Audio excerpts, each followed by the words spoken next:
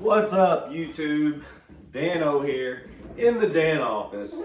So, I've been talking about doing this for a long time.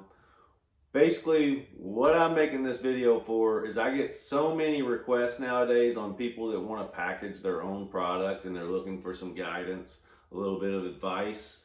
And so that's what this video is all about. I'm going to give you basically the simplest guidance to creating your own product, whether it's seasoning, whether it's a sauce, whether it's a ketchup, a mayonnaise, whatever it is. Maybe I can help you get started. So make sure you subscribe to my page, give me a like, and I definitely want to get comments off this to see if this was helpful to you. So let's go back to when I had my aha moment back in, this must have been January or February of 2015. I gave a piece of chicken to this guy at the bar, and there's nobody in the bar except one guy. I always used to bring in chicken, and I gave some chicken to this guy, and he said, "Man, it's the best chicken I ever had in my life. Why aren't you selling this?" I was a bartender, and I said, "I'll call it Dano's." So at that point, that was my aha moment. Not everybody gets to have that. I got to have that, and I knew from that point what I was going to do. I was going to put Dano's on every kitchen table across the country. So what did I have to do? I needed to start a business. I knew nothing about running a business. I knew I wanted to own my own business ever since I was a little kid. I always wanted to change the world somehow, but I didn't know how to run a business. I didn't go to business school. I dropped out of college, went into insurance, worked in manufacturing as a sales rep, and then went to bartending. And once I was bartending, I was like, I need to change my life. This Dano's hit me like a ton of bricks. So the first thing I did is I went and I started a business. So I started a business. I registered Dano's Seasoning LLC on April 13th, 2015, not knowing anything. And I actually didn't sell a single bag or bottle of Dano's until August 2016. I had to pay taxes on a business that I never even sold anything. But you know what? I took the initiative and I started the business, and I learned as I went. I reached out to several different seasoning companies saying, "Hey, I'm trying to start my own seasoning company. Can you help me?" Guess how many of them called me back? Zero. One of them talked to me a little bit, but very little. So I'm making this video to help you guys. If you want to start your own food product business, I can help you. So, step one, what's your product called? You gotta have a good name. Two, you gotta have a logo and a label. My advice, if you want to go rinky dink and not put a whole lot of money into your label, then what are you really doing? You're just doing it for a hobby? That's cool. My goal from the very beginning was to create this national, global product, Dano's. So I spent so much time. Like I said, it was a year and a half before I got packaged into a bottle. Once I did, I spent another 8 months revising that label because I knew it wasn't right. Just to show you. This here was my original bottle. It was just very plain Jane. Very country looking, very farmer's market looking. I knew I needed to get to more of a big retail. Plus, this was too expensive, so I needed to reduce the price, sell it for a simple $5. So that's that. Literally, June 1st, 2017 is when I came out with this product, and that's when I knew I was ready to hit the market, and I started traveling the whole country, show to show, getting Dano's off the ground. So let's get back to packaging your product. If you want a rinky-dink label and you want to do this for a hobby, that's fine. The same laws apply to you. So if you want to try and go big like we're doing with Dano's, spend money on a graphic designer and get you a nice label made. There's several websites out there like Fiverr, 99 Designs that you can use, and you can outsource that design work if you don't know anybody. So there's your labeling. There's also, you're going to use FDA, go to the FDA for label requirements. If you're making a seasoning, it has to say seasoning on there. It has to have the weight. If you're making some sort of health claim, you have to have nutritional facts. There's certain things that you have to have. Same thing with the barbecue sauce. If you want to make a sauce, a dressing, whatever, it has to be cooked to a certain temperature so it can be shelf stable. So if you think that you already have some sauce recipe, you might want to cook that first to 180 degrees or whatever that actual temperature is to make sure it doesn't change your flavor profile. So that's that. Now, when FDA will help you out with basically everything, label requirements, ingredients, everything. There's also other things you need to do. You gotta, if you want to package this product yourself, there's a co-packer. I use a co-packer. We're manufacturing on a large scale. You can manufacture it yourself. I did that for about 1.5 years. I had a manufacturer's permit. Basically, a manufacturer's permit, you have to have a triple sink, basically a commercial kitchen, and you can package the product once you get approved by the health department. You contact your local health department. They'll come out, may cost you $120 a year. They'll inspect your manufacturing process to make sure you're clean and you're not going to hurt anybody, you're not being dirty.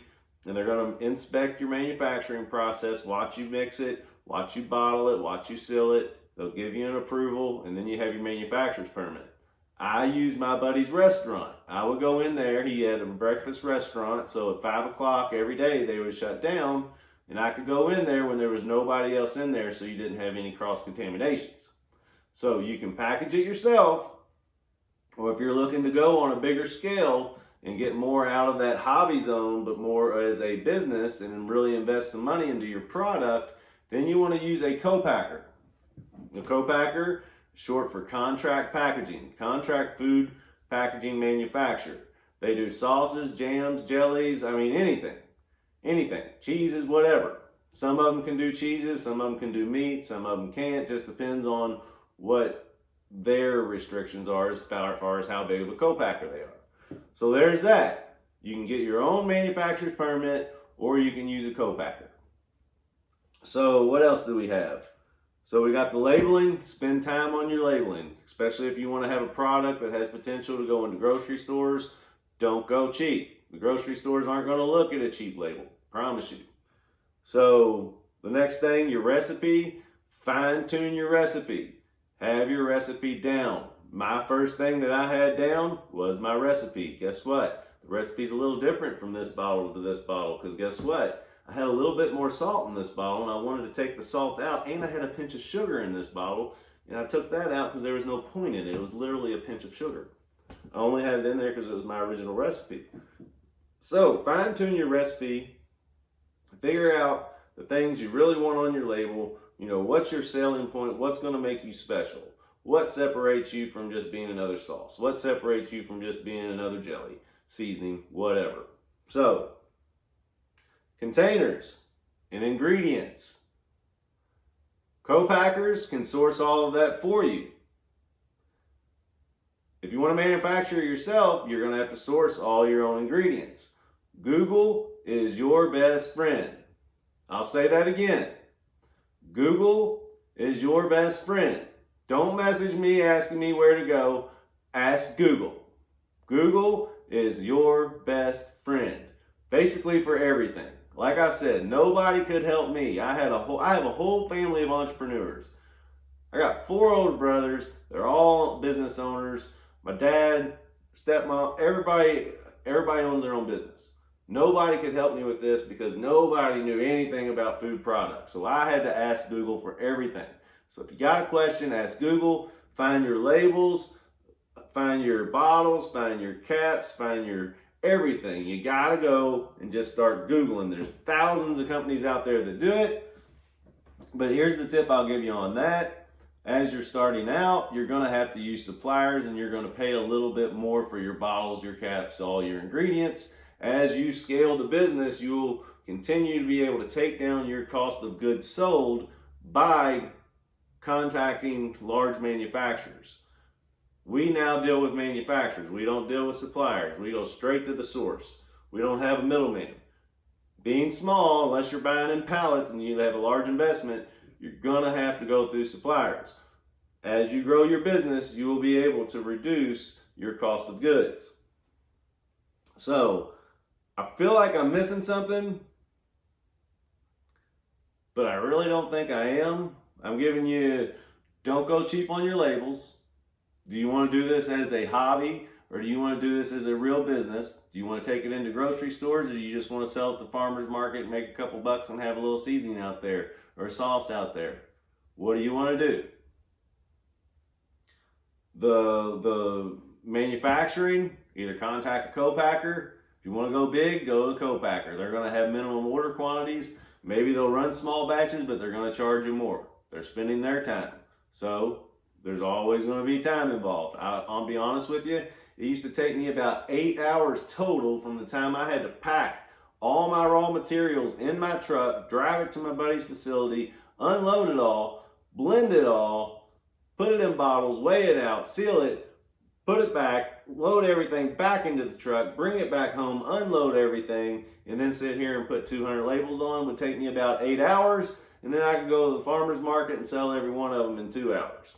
So, if you got a little money, use a co-packer is what I'm telling you.